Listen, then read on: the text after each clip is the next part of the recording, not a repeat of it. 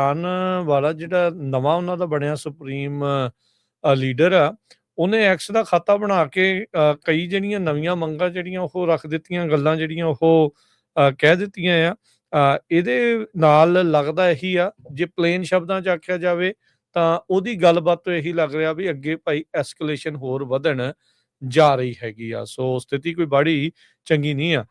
ਜਿਹੜਾ ਈਰਾਨ ਦਾ ਨਵਾਂ supreme leader ਆ, ਜਿਹਨੇ ਆਪਣਾ ਟਵਿੱਟਰ ਦਾ ਜਿਹੜਾ ਹੈਂਡਲ ਆ ਉਹ ਇਸ ਹਿਸਾਬ ਦੇ ਨਾਲ ਰੱਖਿਆ ਜਿਸ ਦਾ ਮਤਲਬ ਇਹ ਬਣਦਾ ਲੀਡਰ ਆਫ ਰੈਵੋਲੂਸ਼ਨ। ਰੈਬਰ ਕਰਕੇ ਕੁਛ ਉਸਨੇ ਆਪਣਾ ਨਾਮ ਉਸਦੇ ਉੱਤੇ ਜਿਹੜਾ ਉਹ ਰੱਖਿਆ ਆ। ਸੋ ਉਹਨੇ ਕਈ ਮੰਗਾਂ ਜਿਹੜੀਆਂ ਰੱਖੀਆਂ ਹਰਜੋਤ ਸਿੰਘ ਜੀ, ਜਿਹੜੇ ਮੁਹਤਜਬਾ ਅਲੀ ਖਮੇਨਾਈ ਆ ਉਸ ਦੇ ਦੁਆਰਾ ਉਸਨੇ ਕਿਹਾ ਵੀ ਸਟ੍ਰੇਟ ਆਫ ਹਾਰਮਜ਼ ਬੰਦ ਰਹੇਗਾ। ਇੱਕ ਇਹ ਗੱਲ ਜਿਹੜੀ ਇਸਨੇ ਵਿੱਚ ਰੱਖੀ ਆਖੀ ਆ।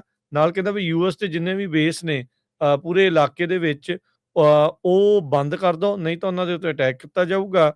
ਤੇ ਕਹਿੰਦੇ ਵੀ ਕੰਪਨਸੇਸ਼ਨ ਸਾਨੂੰ ਮਿਲੇ, ਜੋ ਇਜ਼ਰਾਈਲ ਤੇ ਅਮਰੀਕਾ ਨੇ ਸਾਡਾ ਨੁਕਸਾਨ ਪਹੁੰਚਾਇਆ ਆ ਤੇ ਉਹਦਾ ਜਿਹੜੀ ਆ ਸਾਨੂੰ ਕੰਪਨਸੇਸ਼ਨ ਮਿਲੇ। ਤੇ ਕਹਿੰਦੇ ਜਿਹੜੇ ਮੁਲਕ ਨੂੰ ਤੋੜਨ ਦੀ ਤੁਹਾਡੀ ਕੋਸ਼ਿਸ਼ ਸੀਗੀ ਉਸ ਨੂੰ ਅਸੀਂ ਜਿਹੜਾ ਉਹ ਰੋਕ ਦਿੱਤਾ ਆ।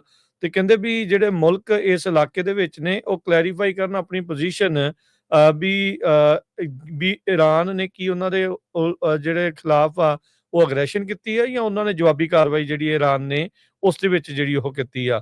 ਸੋ ਜੋ ਨਜ਼ਰ ਆ ਰਿਹਾ ਆ ਹੁਣ ਸਰਫੇਸ ਦੇ ਉੱਤੇ, ਇਹ ਆਪਣੇ ਪੇ ਤੋਂ ਵੀ ਜ਼ਿਆਦਾ ਜਿਹੜਾ ਹਾਰਡ ਲਾਈਨਰ ਆ ਉਹ ਨਜ਼ਰ ਆ ਰਿਹਾ ਆ। ਤੇ ਇਹਨਾਂ ਨੇ ਪਹਿਲਾਂ ਵੀ ਜਿਹੜਾ ਉਹ ਆਖਿਆ ਸੀਗਾ ਵੀ ਇਸ ਤਰੀਕੇ ਦੇ ਨਾਲ ਵੀ ਅਸੀਂ ਲੰਬੀ ਲੜਾਈ ਲੜਨ ਦੇ ਲਈ ਰੈਡੀ ਜਿਹੜੇ ਉਹ ਹੈਗੇ ਆ। ਕੱਲ ਇਹਨਾਂ ਦਾ ਜਿਹੜਾ ਮਿਲਟਰੀ ਵਾਲਾ ਜਿਹੜਾ ਆਈਜੀਆਰਸੀ ਦਾ ਜਿਹੜਾ ਕਮਾਂਡਰ ਸੀਗਾ ਰੈਵੋਲੂਸ਼ਨਰੀ ਗਾਰਡ ਦਾ, ਉਹ ਕਹਿ ਰਿਹਾ ਸੀਗਾ, ਉਹਨੇ ਆਪਣੀ ਪਰਸ਼ੀਆ ਦੇ ਵਿੱਚ ਬੋਲਦਾ ਇੰਗਲਿਸ਼ 'ਚ ਬੋਲਣ ਲੱਗ ਗਿਆ ਆਈਲੈਂਡ ਪ੍ਰੈਜ਼ੀਡੈਂਟ। ਉਹ ਕਿਉਂਕਿ ਹੁਣ ਐਪਸਟੀਨ ਟਰੰਪ ਦੀਆਂ ਜਿਹੜੀਆਂ ਫਾਈਲਾਂ ਇੰਨੀਆਂ ਕੁ ਜ਼ਿਆਦਾ ਆ, ਜੋ ਉਸਦੇ ਕੁਕਰਮ ਸਾਹਮਣੇ ਹੈਗੇ ਆ ਐਪਸਟੀਨ ਦੇ, ਤੇ ਜਿੱਦਾਂ ਤਾਰਾਂ ਟਰੰਪ ਦੇ ਨਾਲ ਜਿਹੜੀਆਂ ਜੁੜਦੀਆਂ ਉਹ ਹੁਣ ਸਿੱਧਾ ਹੀ ਜਿਹੜੇ ਆ ਉਹਨਾਂ ਦਾ ਮਿਲਟਰੀ ਵਾਲਾ ਉਹ ਇਸ ਤਰੀਕੇ ਦੇ ਨਾਲ ਬੋਲਣ ਲੱਗੇ ਹੋਏ ਆ। ਐਪਸਟੀਨ ਫਾਈਲਸ ਦਾ ਮੁੱਦਾ ਤਾਂ ਆਲਰੇਡੀ ਇਹ ਤਾਂ ਹੈ ਨਹੀਂ ਆ ਵੀ ਉਹ ਠੰਡਾ ਹੋ ਗਿਆ। ਲੋਕਾਂ ਦੇ ਮਨਾਂ ਦੇ ਵਿੱਚ ਸਵਾਲ ਤਾਂ ਅਜੇ ਹੈਗੇ ਆ, ਪਰ ਈਰਾਨ ਹਾਲ ਦੀ ਘੜੀ ਕੋਈ ਪਿੱਛੇ ਹਟਣ ਨੂੰ ਰੈਡੀ ਨਹੀਂ ਆ। ਜਿੱਦਾਂ ਟਰੰਪ ਹੁਣਾਂ ਨੇ ਇਹ ਦਾਅਵਾ ਕਰਤਾ ਸੀਗਾ ਵੀ ਅਨਕੰਡੀਸ਼ਨਲ ਸਰੈਂਡਰ ਕਰਨ ਈਰਾਨ ਵਾਲੇ, ਤਾਂ ਫਿਰ ਹੁਣ ਤੱਕ 5500 ਤੋਂ ਵੱਧ ਜਿਹੜੇ ਟਾਰਗੇਟ ਆ ਸੈਂਟਰਲ ਕਮਾਂਡ ਦੀ ਉਹਨਾਂ ਦੇ ਆਪਣੇ ਆંકੜਿਆਂ ਦੇ ਮੁਤਾਬਕ ਉਹਨਾਂ ਨੇ ਕੱਲ ਜ਼ਿਕਰ ਕੀਤਾ ਸੀ 5500 ਤੋਂ ਵੱਧ ਜਿਹੜੇ ਟਾਰਗੇਟ ਆ ਉਹ ਈਰਾਨ ਦੇ ਉਹਨਾਂ ਨੇ ਨਸ਼ਟ ਜਿਹੜੇ ਉਹ ਕੀਤੇ ਆ। ਪਰ ਫਿਰ ਵੀ ਉਸ ਦੇ ਬਾਵਜੂਦ ਈਰਾਨ ਵਾਲੇ ਲਗਾਤਾਰ ਜਵਾਬੀ ਕਾਰਵਾਈ ਕਰ ਰਹੇ ਆ ਤੇ ਸਰਵਾਈਵ ਜਿਹੜਾ ਉਹ ਕਰ ਰਹੇ ਆ।